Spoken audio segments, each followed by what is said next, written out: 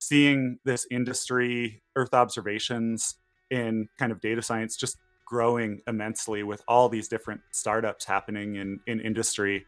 And also in terms of salary, it's just there are a lot better opportunities in terms of salary in the private sector in particular than with in an academic setting. And so Welcome to another episode of the Mapscaping podcast. My name is Daniel and this is a podcast for the geospatial community. The voice you heard right at the start of this episode, that was Eric Jensen. So Eric is a data scientist and he's recently made the jump from academia to the private sector. Now he decided to make that move for a variety of different reasons that we'll get into later on during the conversation. So identifying that what you're doing right now is not working for you. This was the situation that Eric was in. There was nothing wrong with his job, it just wasn't right for him. He wanted to go in a different direction. So that's one thing, to identify that. That's a great start, but then what do you do? How do you move forward? And I think this is what Eric does a great job of explaining. So we're going to walk through his process. What did he do? And how did he get this dream job that he ended up with? And I think the great thing about Eric's process, the steps that he took, you'll be able to use them too. So this is going to be a very career-focused episode. And I've actually published quite a few episodes that have been career-focused, just like this one. They can be a little bit difficult to find in the podcast feed because I think now there's over 160 episodes in there. But if you go to mapscaping.com/podcasts, if you click on the button that says careers, it'll filter all of the episodes and hopefully help you find the ones that will be relevant to you. Hi Eric, welcome to the podcast. It's great to have you with me today. So the reason why you're here is because you wrote this amazing thread on Twitter about your career journey. You're looking for a job and you had these incredible pieces of advice. And I think this would be really valuable to share with the listeners. Before we get into that, can you just introduce yourself to the listeners and perhaps explain to them who you are and how you got involved in geospatial? yeah, and I'm really excited to be here. Thanks for having me, Daniel. So yeah, my name is Eric Jensen. I'm a data scientist and I have a background in Earth observation and spatial data analysis. So I'm actually much more comfortable referring to myself as a geospatial data scientist. So in practice, I'm really kind of a jack of all trades. I've worked in a lot of different types of projects. And so some of my background in geospatial, I initially did my undergrad in geography about 10 years ago and was first introduced to GIS back then. Spent the next several years working in different capacities in conservation before getting into a geospatial data specialist position with a land management agency here in the US. Through that process, I realized that to do what I wanted to do, I needed a stronger kind of analytical and technical skill set. I was really kind of interested in remote sensing and spatial data analysis and wanted to go deeper with that. So I ended up pursuing a master's in ecology where I really focused on remote sensing, data science, ecological modeling, kind of treating it as a trade school to try to get to where I wanted to in my career. Then during my master's, I was introduced to a really fantastic research group at the University of Montana that had developed this product called the Rangeland Analysis Platform. With that group, I was kind of in the outreach applications of our data side of things. And so I created support documentation, explainer and tutorial videos on vegetation modeling and remote sensing, developed web data tools, data visualizations. During that time, I started to realize that my trajectory, I think, was kind of limited in an academic setting, especially having a master's. And so I started to look elsewhere. And ultimately, I pursued and was offered what I identified as my number one job, which is a data scientist position at Climate Engine. And so I started at this company, Climate Engine, about 3 weeks ago, and I'm really excited to be there. And I'm excited to be here to talk to you more about my trajectory, what led me to where I am now. So firstly, congratulations on finding a job.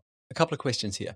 So your previous work, what did you say to the people there? What did you say to your boss, to your team? Were you just, I'm done, I'm leaving? Was there any discussion around how you could work with them to make things better? How you could improve this trajectory that you're talking about before? How could you stay where you were and still get to where you're trying to go? Does that make sense? Yeah, absolutely. Yeah, and I had some ideas about what that might look like. I thought, well, we work closely with a lot of government agencies. Would it be possible to move into kind of an adjacent position? And so I kind of had some ideas that I went back and forth on whether that was realistic or a pipe dream, whether that could happen. And yeah, once I had that conversation with my supervisor at the time, yeah, I just told him, gave him basically the reasons that I was looking elsewhere in terms of, kind of opportunities to grow, seeing this industry, Earth observations in kind of data science just growing immensely with all these different startups happening in industry. And also in terms of salary, it's just there are a lot better opportunities in terms of salary in the private sector in particular than with in an academic setting. And so my previous supervisor was fantastic to talk to and was really supportive. After I had that conversation, he kind of encouraged me as much as anyone else and was really in my corner and advocating for kind of reflecting back what he saw, which was similar to me, that this is an incredible time with opportunities to scale spatial data analysis to global scales. There's just this increasing demand from all kinds of different sectors, myself interested in conservation, sustainability, climate type stuff. So yeah, where I was very nervous about that conversation, he ended up being really supportive through that process. And it ended up being a lot more comfortable than I had thought. I worried through some worst case scenarios of what might happen in a conversation like that, where I said, "Well, I'm gonna look elsewhere," or but it was great. It sounds like a really positive outcome for what could be quite a difficult conversation, I would imagine. I'm wondering, so this supervisor was unable to provide you with those opportunities that you saw in the market at the time, internally within the company, but could they help you find, were they active in helping you find a new job? Could they be a reference for you? Could they introduce you to people, that kind of thing? Yeah, absolutely. Yeah, so he and actually now my supervisor at the time has now left and taken a position at Google as a customer engineer. So he's actually moved on as well to industry himself for some of the same reasons that I was interested in looking elsewhere. Yeah, he was actually closely connected with the group that I'm now working with, Climate Engine.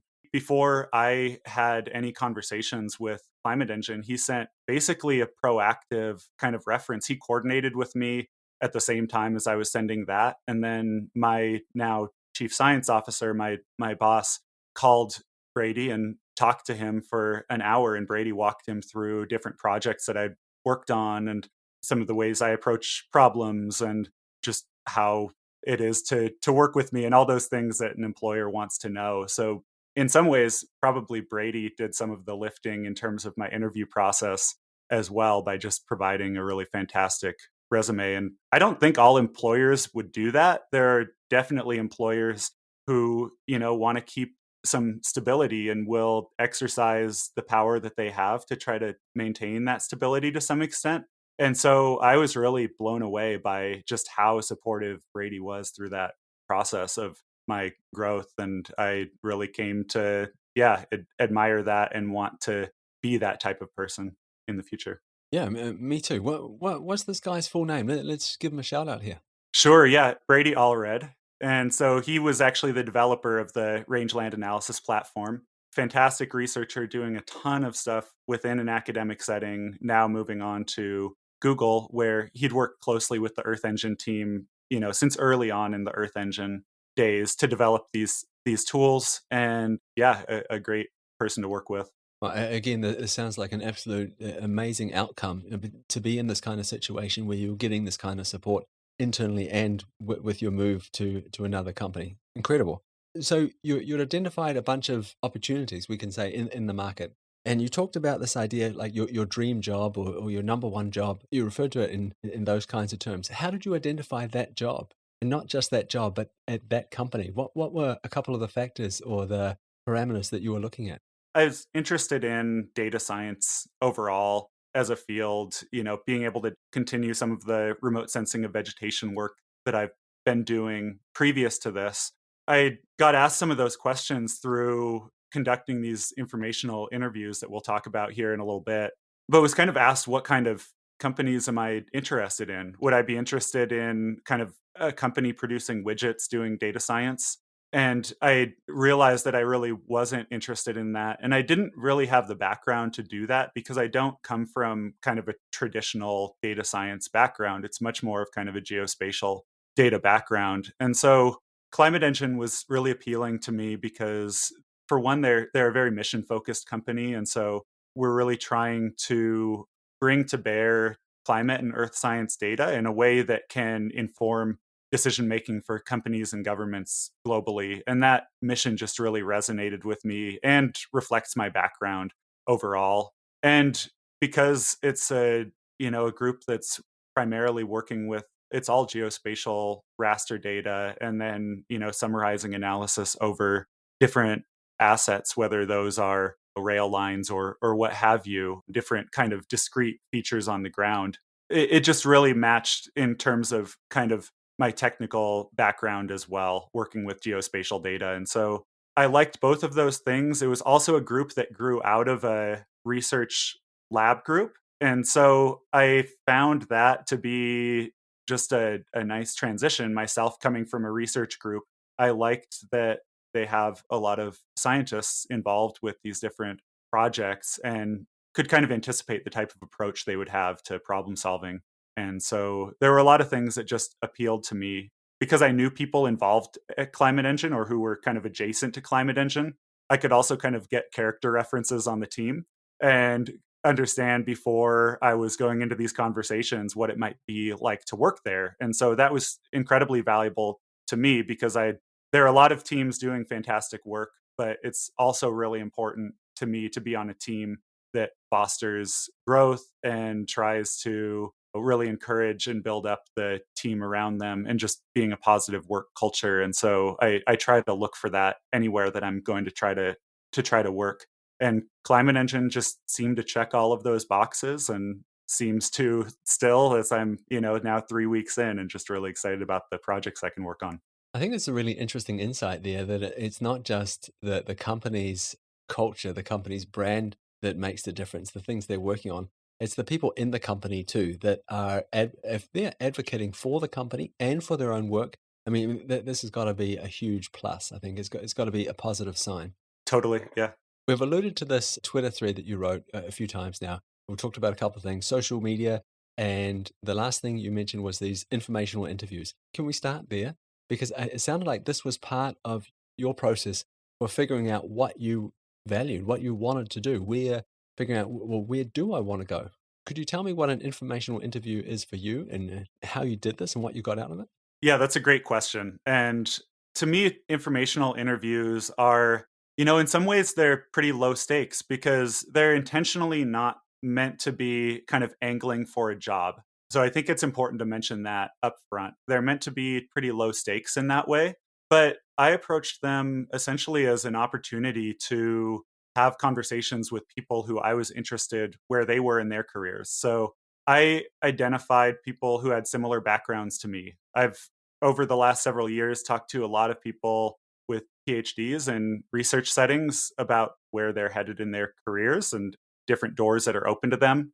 Having those conversations with people with similar backgrounds, so folks with masters who found their way into these data science positions in some cases, software development positions in other cases, helped me to start to think more critically about exactly where I wanted to go next. And so I was able to ask them a lot of questions about things that it's not necessarily comfortable outside of these informational interviews to ask questions about. What were the concrete steps that you took to get to where you are? I could ask questions about salary, how they represented themselves in interviews, just really go kind of in depth on what their strategies were to get to where they are, which was really valuable to me. And then over the course of those conversations, I was inevitably asked questions about my own interests as well. Sometimes I didn't have a clear answer to those questions. Do I want to be doing, academic level research? Do I need to be answering kind of ecological questions overall using data science approaches? Specifically, what kind of work and teams do I want to work on? And over that process, I really had an opportunity to get great advice from people who I thought were doing really cool work and to think about, well, given my background and given my skills, what's a really good next step for me and how can I position myself for the types of positions that I'm interested in. So I got a couple of questions here, and I'll roll them into one and see how we go. So firstly, what was your kind of your success ratio? So you asked 10 people, did they all say yes? Like, did everyone you asked say yes? And did you do any preparation for this? Did you sit down and think through some questions and have a bit of a plan for, okay, I've got half an hour with this person. I want to start here and I want to go there. Yeah, great question. I had almost universal success with these. There were a couple folks that you have to email back and forth to schedule a time. All of that is normal. I had about 15 of these interviews and was somewhere like 15 for 16. Some of these were people I was connected with already, so it was low hanging fruit. But yeah, I was really pleasantly surprised with how eager people were to talk with me. I tried to make it low stakes. I tried to say, can I have 20 minutes or a half hour of your time to talk to you over Zoom. And people were really receptive to that overall, which was pretty great. Each conversation I wanted to be, of course, a little bit different. And so depending on the person's experience. And so I usually kind of looked at different folks' LinkedIn profiles to get an understanding of what their background and trajectory was before I met with them. And that helped me to kind of have some questions ready about the types of things that they've done or the way that they represent themselves online or whatever. And then so I put together kind of a list of questions that I wanted to ask and just let that kind of guide the conversation. And then at the end of each conversation, I wrote down some reflections about each conversation. And I found that process really helpful, just thinking about what was the reason that I contacted this person to begin with? And did I get out of it what I was hoping to get out of it? And what do I take forward? And oftentimes I could distill, those takeaways down to one or two different things that I could still remember now that, yeah, they stick with you because the people that I met with were people I really respected. And so that advice really sticks with me and it became really kind of a cool process to go through with those folks. The other thing I'll just add on the informational interview piece is, once I had those connections with the people that I interviewed, then it was a lot easier for me to reach out to them in the future as well. And so with each of them, once I got the job, I was able to text them and thank them again and kind of celebrate, that I had gotten a position that I was at the time. I talked with them initially, just trying to get my foot in the door, these different places. And I actually followed up with a few of them as I was starting to think about these companies more seriously. And having come from a research background and moving into a private company, I wanted to be able to ask some questions about the trajectory of the company. And yet I hadn't worked in the private sector. And so I wanted to be able to ask good questions. And so I talked to a friend who had worked for a number of geospatial startups about what his process was like and what he liked about some startups and didn't like about others. And so once I had that first interview, I could kind of call on those same folks and create these relationships over time that, yeah, now who knows? It's just great to have those connections and networks going forward and it can be, I think, valuable to me from here on as well. So personally, I think this is an absolutely brilliant idea. These interviews that you did, and kudos to you for doing it as well. Because I can imagine perhaps if you're in the position where you feel like you're asking for something, this could be uncomfortable, but you did it and you thought about it, and it sounds like you gained a lot of interesting stuff out of it. I also think it's fantastic that you followed up with these people. I think most of us want to see other people succeed, and that feeling of thinking, well, maybe I had a tiny part to play in the success of someone else. I think that's really cool. And that's a nice thing to give people as well. So the second thing on your list here, so we had the information interviews. The second thing on your list was social media. I'm thinking there's going to be a little bit of overlap with these interviews, but could you tell us what you got out of social media, how social media helped you in your search for employment? Yeah, absolutely. So social media played a pretty significant role in the last two jobs that I've gotten, first at University of Montana and then here. And it's been in kind of surprising ways that I wasn't aware of. And so I've been active on Twitter for probably 2 or 3 years, probably 3 years at this point, and a little bit active on LinkedIn as well. I use Twitter as a way to kind of share different projects that I'm working on and then to glean feedback. And when I was first posting on Twitter, I would be, kind of self-conscious about posting things or not sure how things would be received, and you just kind of put it out there to the world. And what I found was that, people started to kind of engage with it, and, it became a good way to reach people all over the globe who are interested in kind of similar things, who happen to see those posts. In a number of cases, those posts landed in front of people that, of course, you have no idea that anybody has given any time or thought to any one post for the most part, unless they're, commenting and things like that. So initially, I had posted this animated map of fires in the region that I was working in and just kind of interested in kind of sharing it. And a connection of mine reached out to me in my DMs and was interested in it and wanted to use it for their website. And I said, sure, yeah. And while we're at it, could I pick your brain about some of the research that I'm working on? And that kind of led one thing to another, where that person became kind of my bridge to my research group at University of Montana. So that led kind of directly to a job. And then by the time I got to the interview process at Climate Engine, both the chief science officer and director for product development said that they were aware of my work for a while and had been kind of following me on social media. And I, of course, had no idea other than that they had liked some posts and things like that. For me, it became a way to then, over time, to get the type of things that I'm working on in front of the right people. I don't have a huge following. I don't post 10 times a day or even one time a day a lot of times. But when I have something to share, I do. And yeah, I've just found it that stuff that I am sharing often finds its way in front of people who I'm really happy in the long run that it found its way in front of. Maybe like a lot of people, I think that I feel like I can waste a lot of time on social media. But I think if you approach it the way you are, as a way of distributing your work, showing your work, these are the things I'm working on, this is what I've done, and interacting with people, I can see it being a really great on ramp for building a deeper relationship with people that are doing the same kind of stuff. So this makes perfect sense to me. The next one on your list is something very near and dear to my heart: professional podcasts. So I've learned a ton from podcasts, from podcasting and listening to podcasts. But what did you get out of podcasts?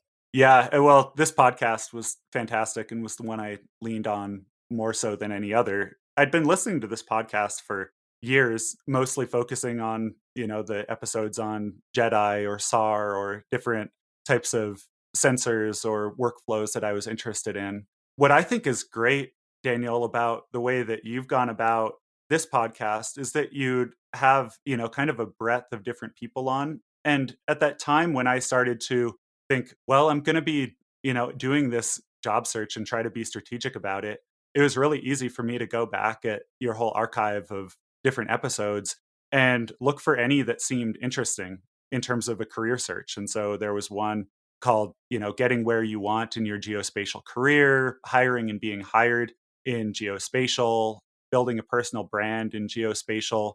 All of those were really helpful and interesting. And I mean, what's great about podcasts is you don't have to bug anyone to listen to them. And so I can just put them on and get a lot of the same value I would get from an informational interview and start to wrap my head around some of those ideas and how I might be able to carry some of those forward in my own career. And so actually then by the time I got to the informational interviews, I started off by just listening to professional podcasts like Mapscaping while I was traveling over the holidays. And then by the time I got back home after the holidays and was trying to have some of these informational interviews, I'd already thought quite a bit about where I wanted to go. And it made those conversations I had with people more productive as a result. And so, yeah, I just can't speak highly enough about the different podcasts that, especially this podcast is put together, were really relevant to me. And anytime I have somebody who I think comes from a similar background and is interested now in how I got to where I am, I always recommend your podcast for starting to think through some of those things. So yeah, I'm not blowing smoke here just because I'm on your podcast right now promoting your podcast, but it really was very helpful. So I really appreciate this. It's fantastic that people are getting value out of it. And I really don't think that we talk enough about our career. So some people are interested in machine learning, some people are interested in Python, and some people are interested in something else. But we all have a career. And I feel like this is a black box for a lot of people. But this is something we all have, we all struggle with from time to time. And it can be really difficult to have conversations, like actual conversations with people about your career. I'm feeling stuck. How do I move forward? I'm here. I want to go over there. What did you do? And that's what I'm hoping to do with a lot of these podcast episodes about careers. So it's awesome that they're helpful. I just want to say, though, I would be remiss if we didn't point out that there's a bunch of other great podcasts out there, too. So if you're into podcasts, Seen from Above, GeoMob, Minds Behind Maps, if I think of others, I will put them in the show notes of this episode. 100%. Yeah. And I've listened to those as well. And it's to some extent what comes up in your feed. And so because I've been more on mapscaping, it comes up in my feed. But yeah, Max does great work with Minds Behind Maps, and some of those other podcasts are, yeah, certainly Seen from Above is also fantastic. And yeah, I think some of this stuff we're talking about today generalizes pretty well, but we all gravitate towards, whatever podcast or whatever people we want to talk to based on our interests as well. And so different folks' interests will be slightly different from mine, and they'll be trying to go a slightly different direction. And we'll gravitate towards a different podcast for that reason. And there's a ton of that great content out there. So that's another brilliant insight there. We gravitate towards things that we're interested in. But if you don't put out into the world what you're interested in and be clear about that, so we were talking about social media before, if you hadn't been putting out your work, I am interested in this stuff, I am doing this, I am going in this direction, you cannot expect people to find you and gravitate towards you if that's something that you're interested in. And this kind of leads on to your next point here, is an online portfolio. This is another way of putting your work into the world and hopefully having people gravitate towards it. Can you talk to me a little bit about how this affected your job search? For the types of positions I was going for and was angling for, I had talked to some of this was advice that I got through kind of articles and podcasts or conversations I had with people. But it became clear that there was going to be value in having a personal website. And I'd been thinking about doing that for quite a while. Ultimately, finally got around to doing it again over the holidays. So I kind of had this, strategy for how I wanted to represent myself online. Part of that was having a personal website, which gave me space to be able to provide some more detail about the different projects that I've worked on, especially. And so I am active on LinkedIn. I use that kind of as a resume, and that's pretty helpful for collecting, just kind of bullet points of stuff that I've worked on, but showing is so much more valuable than telling in geospatial in a lot of ways, especially if like for me, I'm creating videos and web tools and data visualizations. It's really much more important for me to be able to represent my work, just to be able to copy and paste or embed my work in a website. And so that's really how I ended up coming to producing a website. Is I just realized I had a real need to be able to have some space to display my projects that wasn't available kind of anywhere else. And so the two things that I basically did for my job search were created that website and then cleaned up my public GitHub account, which for coding and programming is really valuable. For other types of jobs, that may or may not be necessary. I think doing both of those things ended up being valuable. And now that I'm in my new position, my team is using my website to introduce me to new people. And so it's the catalyst for me creating my website was this job search, but it's something that now I have and will carry forward, and it'll be easy for me to update going forward in a way that I become an asset as somebody who's active online for my company, that they can kind of point to as somebody who's working for them. And so it can really be valuable, I think, in a job search, but also, just in a career more generally. So I just want to take a couple of comments to this. Firstly, I think I'll link to your website in the show notes. I think you've done a brilliant job of injecting personality into it. It's not a bland, boring place to be. You've done a great job there. And secondly, I want to say that every recruiter that I've talked to in these different podcast episodes we've published around getting jobs and interview strategies and all that kind of thing, when I ask these people, If there's a link in the CV to a personal website, will you click on it? And the answer has always been yes. And if you just think about that for a second, immediately by clicking on that link, and they expect that you have another 5, 10, 15 minutes, maybe 20 minutes to show off your work, to be in front of those people, to have their attention, to convince them that you are the person that they are looking for. And I think that is so valuable. You simply cannot stand out on LinkedIn, for example. It doesn't, you look like everybody else. And I think a personal website is a brilliant asset if it's, well made and well maintained. One of the things I've heard also from a number of folks since then, since I put my website online, is, in geospatial, a lot of the ways that we're representing ourselves, especially if we're doing cartography, is, we're creating these visual products in a lot of ways.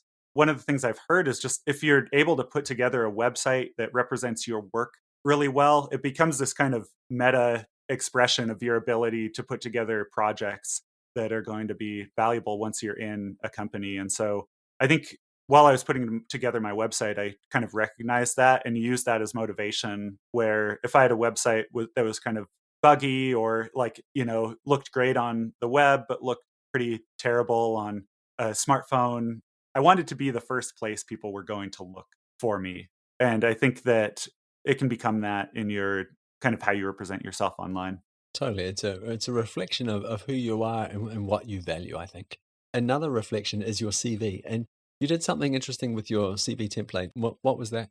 I had an idea of how I wanted to represent myself through a CV. I really wanted to put my technical proficiencies up front because I knew that was going to be really valuable. I didn't want it to be buried in that I've used R and Python in these specific projects within just kind of a job listing on my CV. So I wanted to have these separate sections on kind of technical proficiencies right up front. And so I just looked for a template that provided that and found one. It was through a website called Novo Resume. But there are all kinds of these websites out there that, depending on what you want to highlight, you can structure your resume in that way. And so I think it was like $20 a month to subscribe for their service. And I was like, well, that's, a pretty low investment. And in the end, it really was because my now supervisor really loved my CV and then ended up using my CV to advocate for my salary ultimately. And so $20 up front is a pretty small amount of investment for what it can deliver in terms of first just representing yourself and your skills, and then also being kind of a chip that your future supervisor can use in negotiations around salary. The thread that I see running through all this is what's important to me? Where do I want to go? How am I going to get there through these different online resources that you've talked about? And then the other sort of thing is the branding. How am I representing myself? How am I making it clear to people what it is that I can do and how I'm going to do it? And for me, anyway, it sounds like you have done this through through your online portfolio, through social media, making these contacts with people, showing your work, a fancy CV template. Did you think about it in that way when you're doing it, or did it just make sense? Oh, okay, maybe this should be a little bit shinier. Maybe I could do better in this area. What were your thought process around that? Yeah, well, and of course I didn't do these in order. I kind of broke these out into these kind of discrete categories, for the purpose of a Twitter thread because it was just a useful way to kind of communicate some of the things I did. But really, this was a really iterative process for me. And so, as I was having these informational interviews, I'm looking at how these different people in positions I'm interested in have represented themselves online and how they are representing themselves online and asking them for advice and trying to incorporate that. And so I'm kind of, through this process, updating how descriptive I am in my LinkedIn as I see, like, oh, this person had a lot of detail about these projects they worked on. And that's really valuable. I can see how I could do that. So kind of through this process, I got a lot of advice passively just through kind of observing what other people were doing. And then through being more kind of deliberate about creating a website where I can plug in all of this information. But you don't have to feel kind of looking at this thread overwhelmed by this whole process. It was really fun, I thought, actually, to do a lot of this. I enjoyed creating my website, and maybe that's why it comes off as being fun, kind of fun and positive overall. Afterwards, it was really cool to do the informational interviews. I just loved that process, and it was fun to be able to have a reason to contact people I otherwise might not contact. Yeah, it all kind of helps you to find your way. It helped me to find my way towards the job that I ultimately realized I wanted, but at the outset, didn't really know exactly what I wanted to do when I started this process. I'm pleased you mentioned that idea of the iterative process. So nothing was perfect straight away. At least that's what I get out of it. It was trial and error, looking around, what's working, what's not working. At any point, because those interviews didn't just happen all at one day, they were sort of spread out, and you would have been working on bits and pieces of this during the time. Did you ever show people what you're working on? I'm making a website. Here it is. What do you think? I'm doing this on social media. What do you think of that? Yeah, I wasn't that deliberate about it. No, I don't think I did a whole lot of that. I started to show some friends my website and try to get their perspectives on it, friends who were kind of in my field. But yeah, I think the reason was I didn't want to ask too much of the people I was interviewing, and I think I was a little more interested in getting some of their ideas around some of these, bigger topics than kind of asking for that direct feedback. One of the things we talked about in our pre-interview was that my job search process ended up being shorter than I had expected, and that was great. And so I think if my job search process had gone on a little bit longer, I probably would have started to be more direct about if I was kind of striking out in different places, I would have been a bit more direct about asking, well, what can I do? And can I get advice on how I'm representing myself on my website? Or here's this CV I submitted for this position. What do you think? I fortunately just never got to that process, got to that step where I had to do kind of more of that kind of direct, seek direct input and do some more of that reflection.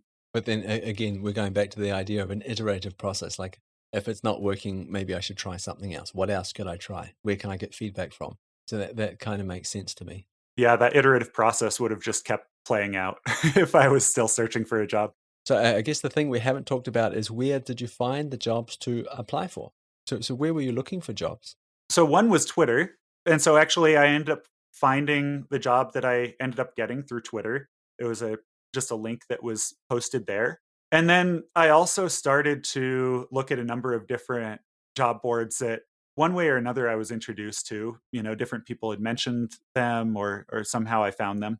And so one was this really fantastic listserv called Geospatial Jobs.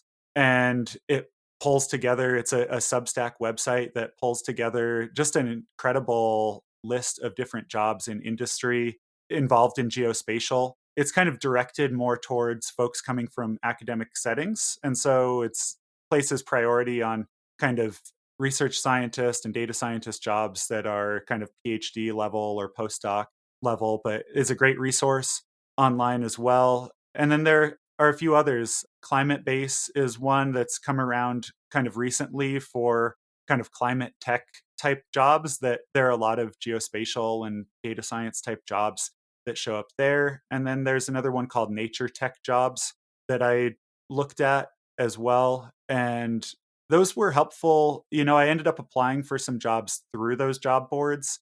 They didn't ever lead anywhere, but I think even if any one job application doesn't lead somewhere, it's just helpful to be able to comb through a lot of different job postings at a time and be able to see what kind of skills, different positions are prioritizing, how they're representing that in their job listings, what types of companies there are out there in this space. There's just an overwhelming number of companies out there, of course.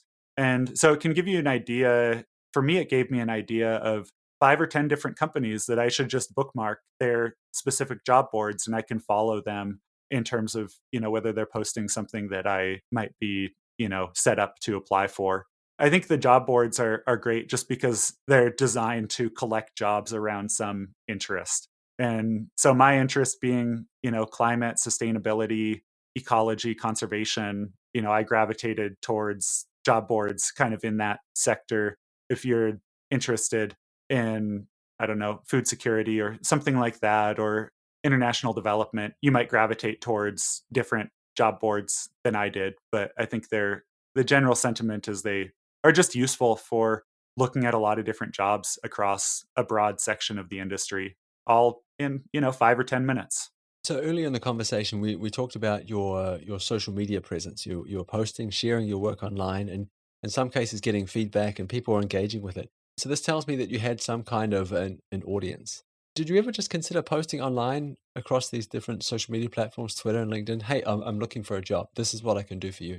Yeah, I did, and I really thought I was gonna do that, and I guess I ultimately just didn't ever do that for one reason or another. There was something kinda holding me back from doing that. I think it can be a great strategy, and I see a lot of people do that, especially people who have a significant following. They want to leave an academic setting for something in industry, and they're letting their network know about that, and I see those posts get a ton of engagement, and then a few weeks later they end up somewhere that they're really excited about. Some of those people who do that are kind of seem to be rock stars in their field with a lot of followers who probably could have gone to industry years ago. But I think that can be an effective strategy. And I guess the thing holding me back from doing that was that I was in a position that I was kind of happy with. And there were scenarios where I would be able to get a pay increase or stay with my team. And I guess for me personally, I didn't want to be quite so public with that, just to kind of respect where I was and the work that I was doing at the time in the event that I ended up staying there. I guess I ultimately didn't want to take that step. I can understand that. It would feel a little bit like burning the bridges, I think. And people might take it out of context. They might make some assumptions about what you're doing there and your relationship to that company at the time. So I totally understand that. I want to push back on what you said about if you have a large following. I think it's more important to have a meaningful following, like a meaningful group of people. If you have 10 people that you engage with on a regular basis or follow you on Twitter or wherever it is, but those 10 people are all the CEOs of the companies that you want to work at. I mean, that is a meaningful following if you're looking for a job. Yeah, no, you're absolutely right. Having a following of people in your field is incredibly valuable. And yeah, the main thing is just that post getting in front of the right person. I mean, when it comes down to it, in terms of getting a job, it just has to find its way to that one person. It doesn't matter whether it goes viral or whatever. And so, yeah, I think that's a really good point. And I think especially in just the geospatial field overall, we're a relatively small community, but we're a really meaningful community doing important work, and we can really help each other. And so, it can even just get in front of the right person who knows the right person in some cases. These things can play out in kind of unpredictable ways online. And so, yeah, that's kind of the fun thing about being on Twitter, the side of, you can get sucked into Twitter for sure. And I fall into that as well. But it's unpredictable. It's low stakes. You can put something that you want to say out there in the world, and you don't know who it might end up in front of that could be really meaningful. Totally, totally agree. One more question about these jobs. You talked about combing through the jobs, you're looking in these specific places for jobs that you might be interested in. Did you find any sort of common traits for these jobs? Were they looking for a common set of skills? Like I could imagine maybe Python or some other programming language or perhaps some other tools. But was there anything there when you were looking through the different jobs that stuck out to you as, oh, okay, this is the same in every job. All these people are looking for this kind of person, this kind of skill set. I think, it's kind of funny because I think that in a lot of cases, these companies are looking for people with a common skill set. Definitely what I saw was a lot of Python. I've done quite a bit of with R in the past, but I think being especially in, a geospatial shop doing data science, there's just things naturally gravitate towards Python for a variety of reasons. And so I think that's really common among the jobs that I looked at. One of the things that really surprised me was there was such a diversity of ways that different companies would represent in these job postings what they were looking for. That I think, in some ways there was a lot of overlap between the jobs, but some job postings were really, really specific about the specific types of packages or workflows or whatever that they wanted applicants to have, to the point that sometimes they were almost unrealistic. And it seemed like maybe the job posting was written by like an HR person who had done some Googling about, different skill set, like a wish list of different skills that some unicorn might have that would maybe deter qualified applicants from applying. And then there were others that were so kind of high level, it was kind of harder to get a sense for what they were specifically looking for. And my observation has been that with a lot of companies, that I don't know that they always know. There are some companies definitely that are looking for someone very specific, but in a lot of cases, they're looking for the right people with the skill set that can be valuable, that they, don't know who you are. And so you can put in an application, and if you have a way kind of in to make a compelling case for yourself for that position, you can do it. You can go for that position. And so I would be kind of liberal about which positions I would apply for. With that, the other thing I would say is that using your network, I just hear that reflected so much. And I think it would be pretty remiss to not talk about that in this interview. For me, using my network has been incredibly valuable at every stage. And I think there are so many companies that are so busy with day to day operations that even if they have a job posting, they're just overwhelmed with applications in a lot of cases. And it can be really valuable to have some sort of personal connection to the company. And so, like you brought up with my previous supervisor, Brady, for me, that was a great foot in the door in just so many different regards. For me to have a sense for what the company was like, for him to be able to represent me to somebody who he has some rapport with, it just made the whole process, much more kind of personal. And I think that a lot of hiring happens in that way. It can be kind of frustrating because it can appear, I don't know, we want to believe that it's people find their ways into these jobs based on merit, and there has to be merit there. But sometimes what makes you rise to the top is that they knew your work through some other way, through your network, and you're more of a known quantity at that point. And so I think doing that networking is really valuable for not just being frustrated by not hearing anything back after cold applying a bunch of different companies. Yeah, as I think you nailed it when you talked about being a known quantity. So the way you show up online, for example, your online portfolio, these connections that you made through sharing your work and through your personal network. For me, all of this is helping other people to understand who is this person? What can they do for me? I guess what you're doing for them is you're removing that uncertainty, making it more and more certain and easier, removing risk from their side, making it easier for them to make a decision. And I think that's really important and perhaps overlooked from the applicant's point of view. Yeah, you so often hear how little time HR folks spend with each CV, 30 seconds or maybe even less than that in some cases. If you can find some other way to get yourself and your portfolio in front of a hiring manager, or even better, somebody, who's high up in the team that you want to work on, I mean, that's just so valuable. And it gives you an instant leg up for reasons that, it's hard to argue with. For me, I think I was able to make a pretty compelling case for myself in this role that is just a little bit harder to do just through a CV if they don't know you. And so, yeah, in some ways, I feel a little ambivalent about that. It should be hiring should be based 100% on merit, and that should be the case. But there's this social aspect as well. People want to be able to kind of screen based on people they know and have worked with, and ultimately, we're all going to be working together, and it's valuable to have some rapport. And there are all these kind of intangibles that play into a job process that if you can do a little bit of that, I think it's really, really valuable. Wow, Eric, we have come a long way. Thank you so much for sharing your journey with us, these insights that you had along the way, the things that worked well for you. I really hope that your journey helps someone else on their journey. So really, really appreciate your time. So I'm going to put a bunch of links in the show notes of this episode to help people find some of these things that we've been talking about. But if someone wants to reach out to you and ask you some questions or continue this conversation, where is it that they can go to do that? Twitter or LinkedIn are both great. If you're able to link to those in the show notes, that would be fantastic. And yeah, I'm happy to have those conversations.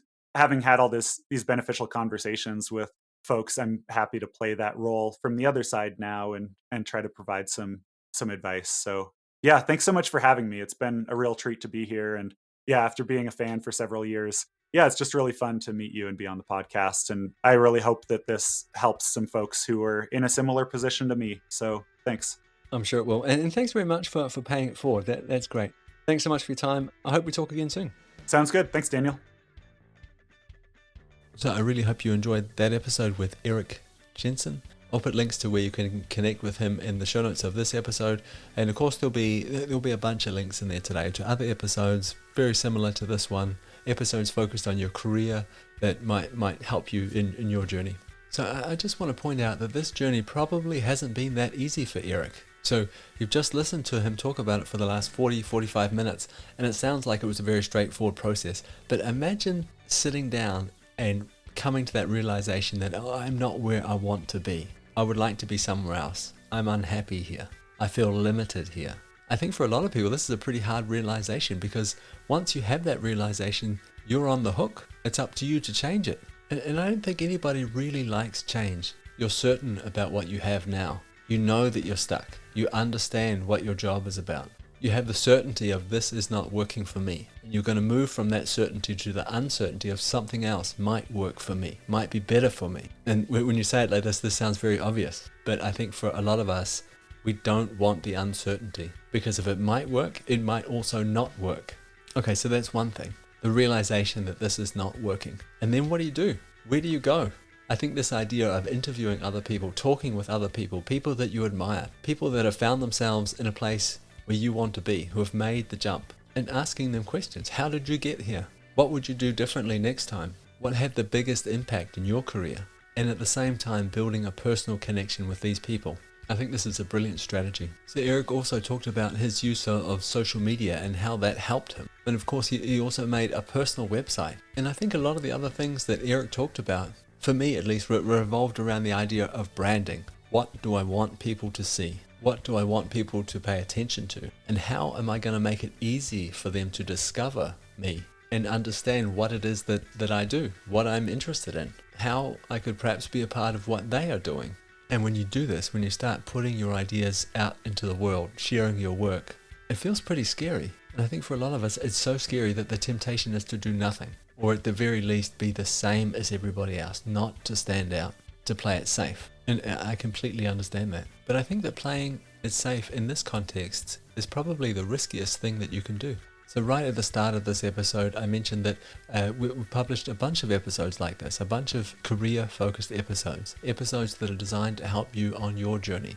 And if you go to mapscaping.com/podcasts and click the button that says career, there'll be a bunch of episodes there that might help you get to where you're trying to go. Okay, that's it for me. That's it for this episode of the Mapscaping podcast. I'll be back again next week. Until then, you're more than welcome to reach out to me on social media. You can catch me at Mapscaping on Twitter, or search for Daniel Mapscaping, something like that on LinkedIn, and I'll show up there as well. Okay, see you again next week. Bye.